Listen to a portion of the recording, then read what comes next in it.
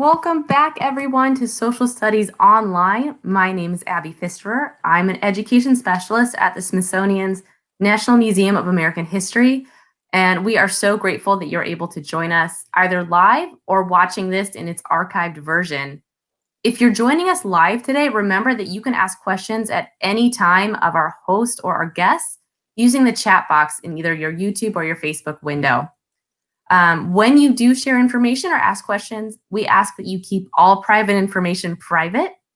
And you can check out the Smithsonian's terms of use in the description for this episode. You can also find a link to the Learning Lab collection that will have resources from this episode in the description as well.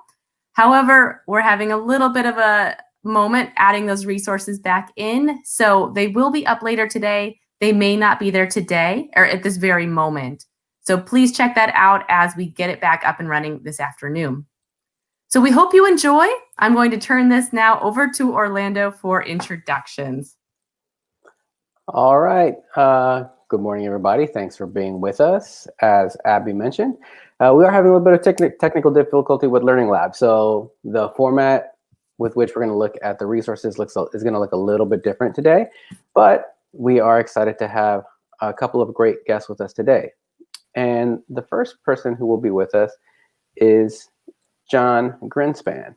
And John, can you say a little bit about the work that you do at NMAH, some of the research that you work on, some of the projects that you are going towards right now? So I'm a curator of political history at the Smithsonian American History Museum, and I study kind of politics on the ground, how the nitty-gritty works in the 1800s and early 1900s. So kind of the deep history of American democracy. And I've always studied things that maybe not everybody else knew about or paid much attention to. But in this election, so many things that my one nerdy interest for years is suddenly in the news. So it's a great opportunity to talk about some of the really important history of American democracy that we've forgotten. Okay, well, we are getting ready for election season, and as we sort of work behind the scenes here to get our artifacts back and running, can you let us know or talk a little bit about some of the issues that are piquing your interest at the moment as we're, getting ready to vote or already voting?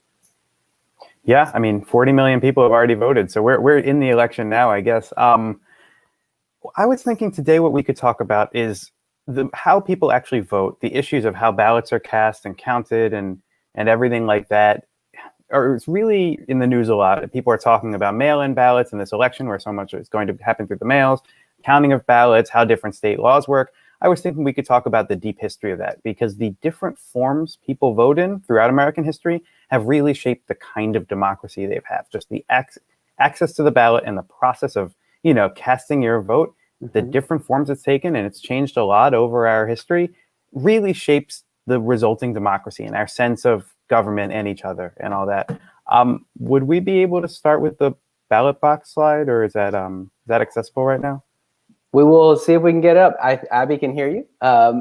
In the interim, can you tell us a little bit about the artifact that we have now, and we can circle back as we need to. Absolutely. This is a print from 1867, from right around the time that large numbers of African Americans were winning the right to vote for the first time. And as we all know, or hopefully know, not everybody has always had equal access to the ballot. And in the beginning of American history and world history, there was no democracy. Nobody had the right to vote. So one thing we've seen over the whole course of American history is the evolution and increase, and sometimes loss, of the right to vote. In the beginning, only about 6% of the population was eligible and enfranchised to vote, and they were property-owning white men who met certain residency criteria. Over the 1800s, that is increasingly lowered, and more people get access to the right to vote. More and more people get access to the right to vote, starting with white men who don't own any property and expanding from there. And one of the biggest fights is for access to the right to vote for African Americans. In some states, African Americans have always had the right to vote, or almost always, but that's not where the large populations of African Americans happen to live. So some states in New England, in Maine, New Hampshire, Vermont, Connecticut, always allow African American residents the right to vote. In other states, there's certain places like Pennsylvania where Black men had the right to vote and lost it over the course of the 1800s. So it's not always a story of progress. But the big boom in access to the right to vote for African Americans is after the Civil War, 4 million people are freed. They have their freedom. They soon win the right to vote on state level and then on the national level with the 15th Amendment in the 1870. This is a little bit before this. The first step to giving people the right to vote is getting them registered. So there's a huge push in 1867 to register as many African Americans as they possibly can. And we're talking about a population that was enslaved a few years earlier, really living in the rural South, don't necessarily know how to read, don't necessarily have connections to the larger society. So there's a huge effort from Northern African Americans and Republicans to go South and enfranchise people, give them right to vote, register them to vote. And there's this, in the beginning of 1867, 0.5% of African Americans in America had the right to vote. By the end of that year, it's 80.5% were registered to vote. There's a huge push, and people put on plays. They have project slides with magic lanterns. There's a huge, really interesting effort to educate people on how they vote. This print here is from that era when people are casting their first vote. And as you can see, they're physically casting a ballot into a ballot box, which we'll talk more about. They're turning out in public to vote, to announce their citizenship, to announce their role in this democracy. And it's a triumphant moment. It's really one of the great breakthroughs in American democracy. Unfortunately, it doesn't quite last. Over the next decade or two, many of those same African Americans lose the right to vote and have to struggle and fight for the next century up until today for some of that access. So this is an interesting print in that it shows really triumphant moment, but it also hints at the struggles to come. So you see it a lot when people talk about the right to vote because it's such an important moment. Thank you, John, for all that important historical context. We all appreciate that. And I think that we are now going to switch over and talk about the ballot box that you mentioned at the outset of our conversation. And as Abby pulls it up, can you let us know a little bit about, why the ballot box, why that image and or artifact, and then, talk a little bit more about the narrative that you're laying out for us today. Yeah, I mean, the big question with a democracy is how do you actually get people's ballots? How do you actually figure out what the people think? At first in America, they had something called viva voce voting, which means living voice voting, which means you just stand up. If you had the right to vote, you'd stand in the middle of your community and you'd say, I vote for Bob or I vote for Steve. You'd declare it. And the idea was that in a democracy, people should be public about our views. People should stand out with their community and be proud of who they're voting for. That evolves. It's just unwieldy. So they start having ballot boxes and ballots. And parties, newspapers would print out ballots and you'd show up at the polls with your little ballot and you put it in the box. And it's, again, for those who have the right to vote, it's a public ritual. You're there with your community. People are singing and drinking whiskey and arguing. And it's partially a celebration, but it's also partially a fight. You can be turned away at the polls or intimidated if you're voting for the wrong party from the people who are running the election. So it's a very open, transparent system in one way, but it's also a kind of potentially rigged and dirty system in the other. And that's how democracy looked on the ground for much of the 1800s. You cast a ballot into a box like that. Later, they dumped out the contents and counted them and maybe threw a couple in the fire if they didn't like that ballot. This is not a great system in terms of a clean election, but it's a very public system. And it gets huge turnout. 80% of eligible voters voted when they could in some of these elections. So throughout American history, as we talk about how you vote, you see the trade-offs. Every system has a benefit and a downside. And I'd be ready to go to the next slide. Can I ask, as Abby gets that ready for us, can I ask you a question?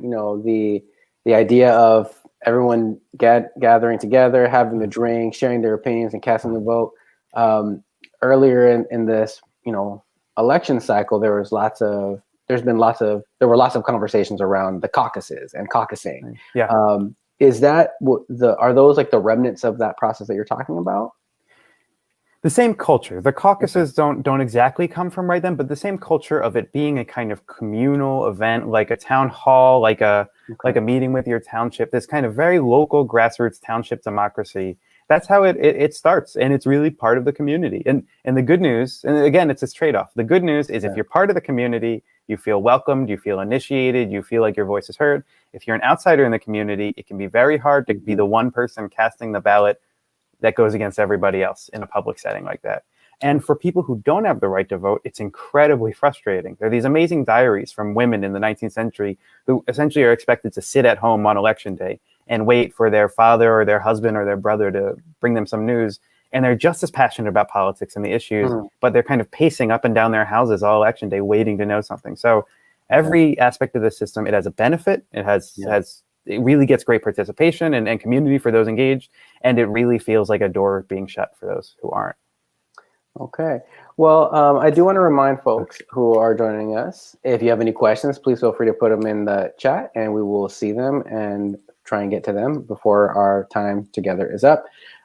John, can you tell us about, again, we've been talking about the mechanics of voting and how it's happened over the course of history. We had the conversations that can get unwieldy and could be potentially off-putting or frightening for people who don't feel part of the community. Then we had the ballot box as well, where I like the idea of people dumping them in a fire if they didn't like them. Yeah, they would find ballot boxes in the woods weeks after election day. They lost that one, I guess. Can you tell us about the voting machine now? Yeah, thank you for getting it, Abby. This is such a beautiful, this is one of my favorite objects we have in the museum because it's physically pretty. And when you visit the museum next, you can come see it. And it's a revolution in democracy in a really mundane way. That around the 1890s, at the end of this century, a lot of reformers say this system is stupid. It allows intimidation, it allows dirty politics, and the most important thing is not being in public with your community, but privacy and independence. And instead of being a group of voters, we are all independent voters who should be isolated and set off from other people. So they try to create machines that are going to take all the guesswork out of democracy. No ballots in the fireplace. You use a machine, you use a computer essentially to compute your vote. And the benefit of that, again, there's this cost, this plus and minus. The plus is it is a better way in some ways to log the votes, but it has the effect in an unexpected way of isolating voters. And the most important thing about this voting machine is that green curtain that you can probably see. There's this green fluttering checkered curtain. And as it was designed, when you walk into the booth to vote, you pull a lever that would turn on the machine and get ready to register your vote. And the same lever would pull the curtain closed behind you. And when you were done voting, you would pull the same lever and the curtain would go back.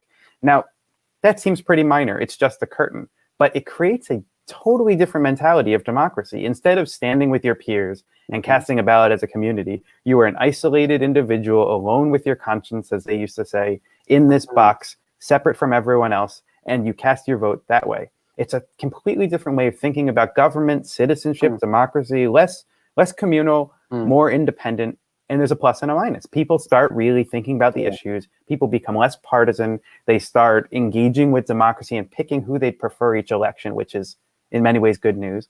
But they do lose that sense of community. They are less likely to turn out. And because of that sense of isolation, because of that loss of community, and because the machine is hard to use, some people stop voting, especially less educated people and poorer people. So you have a huge revolution in who votes and how they vote with a little green curtain. That's why I love this object so much, because there's so much history built into one little piece of fabric. Wow, John. So I have a couple of questions. Thank you for being with us as we're sort of ending our time together. But one, I appreciate, and for folks joining us, I mean, that's huge. The idea of the impact of a green curtain, right? Yeah. That it does, if one is not able to read, that not having your community around you makes it much more difficult to know what to do. Never thought of that. The question I do have is, as now folks are potentially, voting from home, whether it's on an app, if you are in certain parts of the country, or doing the absentee ballot, there is no curtain anymore. Are there any folks who are doing research and thinking about, whether that is enabling sorts of conversations that didn't happen or stopped happening with the isolating voting booth that are coming back now with those with the potential increase in those kinds of voting platforms and technologies? I think there'll be a huge conversation going forward and tons of research. I know people are studying this election. I do think just as 1898, just as there's a transition at that period, 120 years ago, in how democracy works, I think we're at another today. I cast my ballot weeks ago. I know a lot of people did. It's a totally different experience than waiting with my neighborhood and in a gymnasium in Washington, D.C. So I think we're really heading towards a change. And I think, like all changes in history, there'll be pluses and minuses. That it might enfranchise people who otherwise wouldn't have voted. It might make it safer. Might let people who have to work on election day vote. On the other hand, there will be some aspect of less contact with your community if we all vote on different days. And I think we just need to, I think the way to do this is, as we make these changes, be really considerate about the pluses and the minuses. The people who introduced the voting machines around 1900 said, this is a perfect machine. Computers and machinery will solve all our problems. There's not a single flaw with it. And they didn't think about the fact that if you're a young immigrant voting with your community, the idea of stepping up to use a machine you can't read and isolated from your peers really might hurt your turnout. And it did around 1900 for immigrant voters. So I think as we make these changes, we need to be just try to game out all the pluses and minuses as we go, because history is a constant trade-off and nothing is purely good or purely bad. So we'll see how this election changes things going forward, I guess. All right. Well, John, thank you very much for being with us today, for telling us and sharing with us a brief history of voting, like just the mechanics of it and how it's been done historically and how it's changed, and the ways that small, seemingly innocuous or innocent changes really did impact who voted and how they voted and where they voted. So thank you very much, John. Appreciate your time. Oh, thank you. All right, everyone. We are going to be joined by another guest here in a second. Abby, in the interim, as we get ready to welcome Claire, any thoughts on what you learned about the mechanics of voting? I always love learning about the history of voting, especially how we do it, but how the mechanics truly influence community and social dynamic.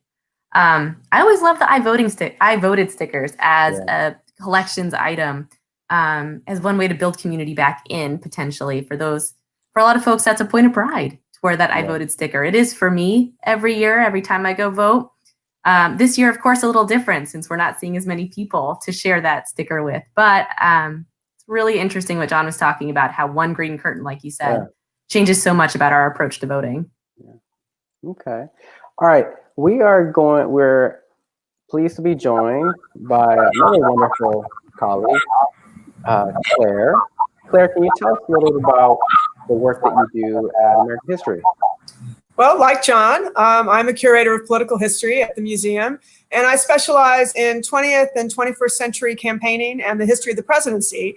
And I'm particularly interested in campaign communication or rhetoric, the speeches that candidates give, the messaging that candidates produce. So I'm one of those people that's glued to every debate, every town hall, every convention speech. That's my passion. Okay, and so we're going to do something a little bit different. With John, we talked about how people vote, literally how it happens. With Claire, we're going to think through some of the rhetoric, some of the messaging that comes across, the communications that folks engage with as they're running for president.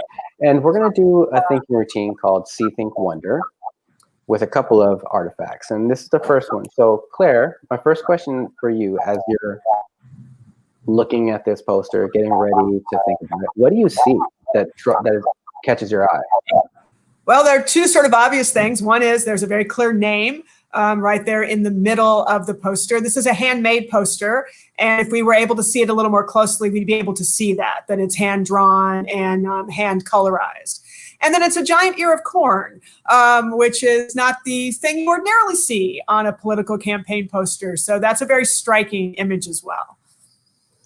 Yeah, and when you share this, I was sort of mesmerized by this poster as well. I was like, and so what did it make you think? All right, so you have the name of a candidate and you have an ear of corn. What did you think about that?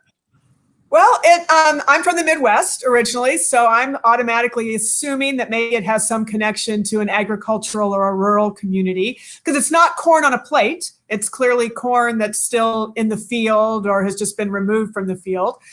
And it made me think, this doesn't seem like a typical political image. So why the choice of an ear of corn? What was the intended message of this? Were the questions I had the first time I saw it. Interesting. I mean, again, this is fascinating to hear how different people think. And, I had some of the same thoughts, and then you sort of started getting at this already. And you wondered, like, why this? Were there any other wonderings that you had about this particular name with this object and the care that someone took to make it? Did you wonder anything else in addition to what you've already laid out? Well, I wondered if there were any other corn-themed artifacts in this particular campaign. And I sort of wondered what the candidate thought of it, since this was a handmade poster as opposed to something mass-produced by, in this case, we know it's his campaign. Okay. That's a wonderful wondering to know if there are any more corn-themed posters. Well, okay. Claire, thank you for doing that with us. And for folks who are joining us online, this is a way to get young people, or any person really, to start engaging with an artifact, whether it's in a classroom, at a museum, or out in the public sphere, seeing different posters. What can you tell us about this particular item and its relation to others in our collection?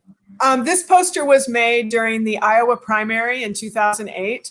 And I was not a collecting curator at the museum then, but as I understand the story, when they walked into the Obama headquarters in Iowa, they were immediately struck by this. And it was one of the first things that they asked if they could collect. And because it was Iowa, that was the agricultural connection that I mentioned. Corn was not a theme in Obama's campaign material. If you're looking historically at campaigns, for example, Jimmy Carter was a farmer.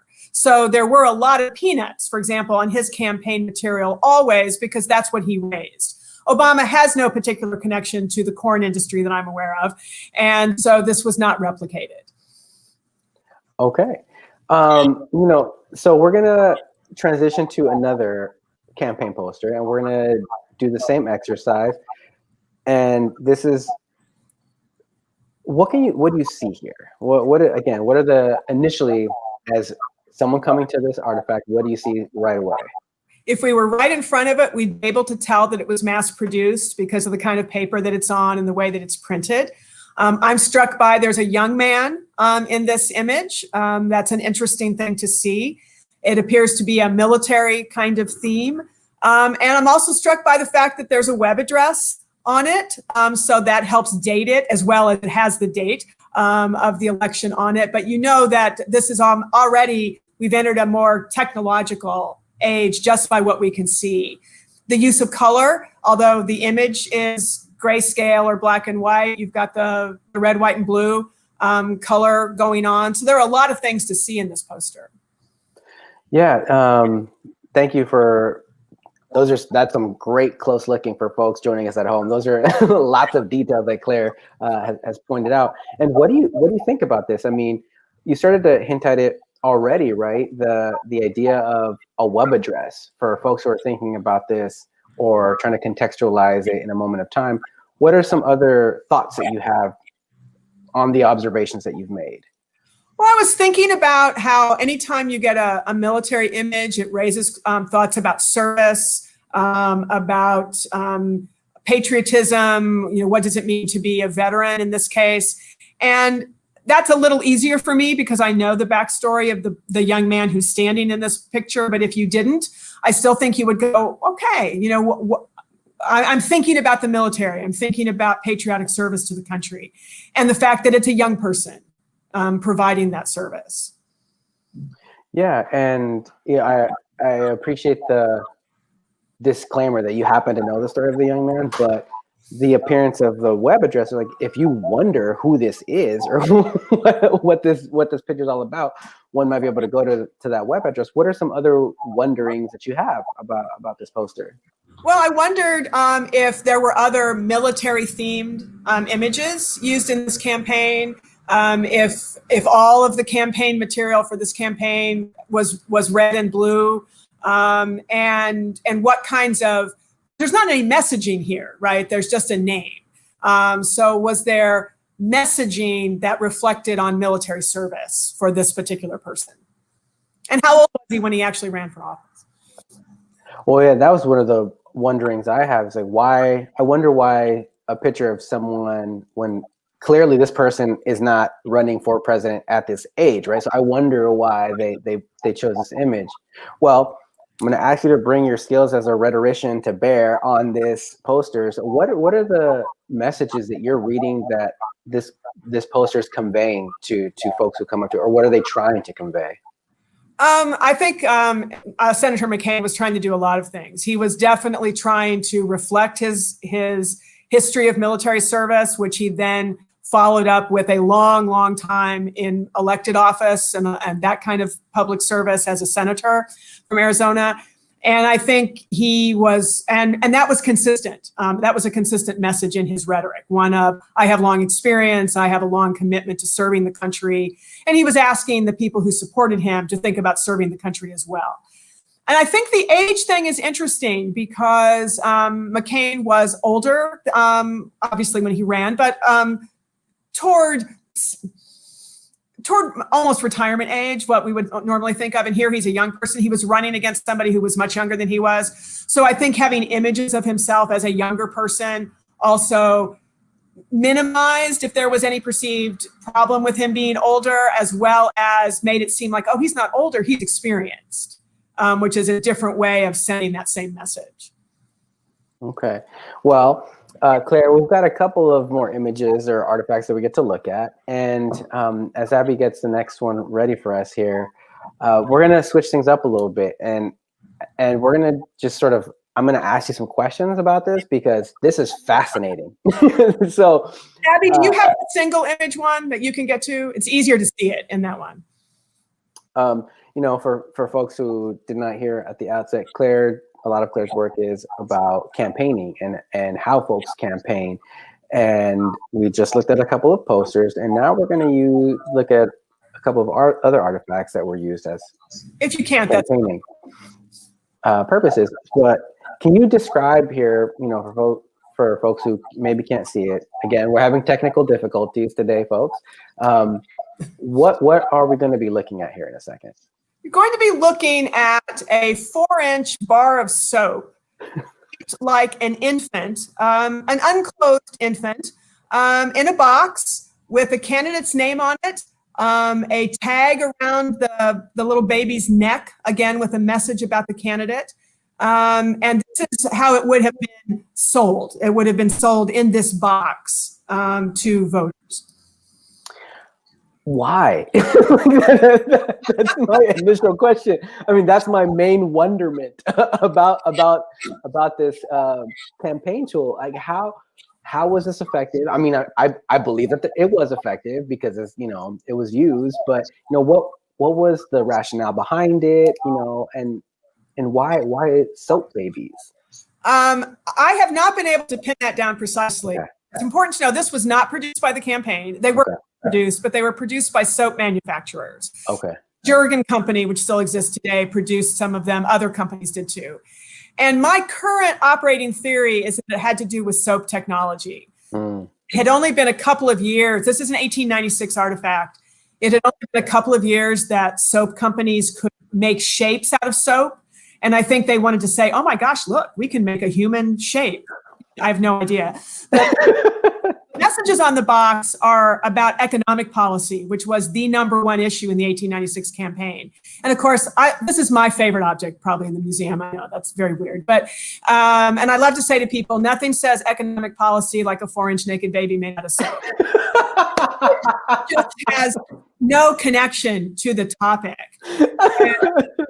Do you want me to do a little more context on it? Yeah, please. Well, there are a lot of these out there in the world. If you want to own your own 1896 soap baby, just go to, you know, those various places you can buy things online. But I don't think they were, in fact, very effective. In part, there are a lot of them left. And if you were actually using soap, you would have used it up. But it turns out this is one of those rare campaign artifacts that is never used again. And I think that's because voters thought it looked a little bit too much like a baby in a coffin. And so they were not, in fact, attracted to it. And they existed for parties. There were identical soap babies for McKinley, who was the Republican nominee. Bryan happens to be the Democrat nominee. Okay. Well, we'll transition from artifacts that were never used again, in which the baby and the bathwater were dispensed with, and we'll go to a couple more objects. And you know, if we don't need to dwell on these too much, but if you could just provide some context, Claire, into when these were starting to be used, and why they've been so resilient. And what we're going to talk about next are buttons. And hopefully, and you can flip back and forth if you want to, Abby, there are two buttons I wanted to pull up to show you exactly Orlando's point, that these are a resilient, a recurrent theme. We've had this kind of campaign button really since 1896 in the election that we just saw. But here's a Truman button from 1948 and a Romney button from 2012, 60 years apart and virtually identical. One's a Democrat, one's a Republican. One was an incumbent, one was a challenger. And yet nonetheless, the button looks the same. And so this is a very typical symbol of a button, red, white, and blue. You've got stars and stripes. You've got the candidate's name. I mean, that's about as simple. That's about all you need. And buttons, I think, have stuck around because they're inexpensive, very easy, non-threatening thing. You put it on your lapel, walk down the street, people know what you think, and you don't have to walk around and tell people, hey, I'm voting for Truman or I'm voting for Romney. And they make great souvenirs. Every house probably has a junk drawer that has a few political buttons tossed in the back because they just last. We get asked all the time, are campaign buttons dead because of social media? And it's no, campaign buttons are stay.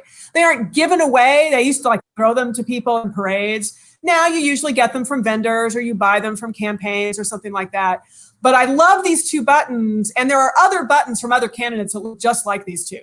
Same stars, same stripes, same colors, different name. Because it's easy, it's clear. And this button is probably about 2.5 inches big. So if you had it on your lapel, people could really tell what you meant. So, but I just love some, like you say, no more soap babies. Buttons are here to stay. Now, we're going to bring John back on here as we start closing out. But Claire, I have a quick question. At what point do bumper stickers start to make an appearance? In the 1920s and 30s, when cars were prolific, we have something called bumper attachments that were made out of metal, and you actually screwed them onto your bumper. The bumper stickers, like we think of them today, that was a technology that largely came out of World War II. And so as they learned how to make that kind of material, then it just exploded after that. Okay.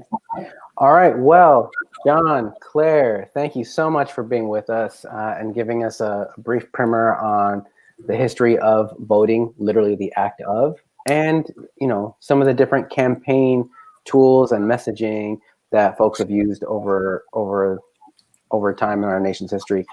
Before we head out, we oftentimes will ask folks if they would like to share one more parting thought, any meditations on the topic as we head out. So we'll go John and Claire in the order that we had our guest today. Okay, I guess the history we both spoke about shows there should be evolution in our democracy. It's not always the end of the world when things change, but we should be really thoughtful about how change happens. So we shouldn't think things are going off a cliff because it's not the same as last time or the time before, but we should also try to consider going forward how the changes we're making will affect all sorts of different people in our diverse society. Thank you, John. And Claire. And I think I'd add one thing I've really appreciated, even in this particular election, is seeing how people are engaged and how important it is for people to be engaged. Whether that's wearing a button, reading up on your preferred candidate, but making sure that you're pulling that curtain behind you or turning that ballot in at the box on your street. That people are passionate about democracy and about the future of this country, and we should all be inspired by that. All right. Thank you very much, Claire.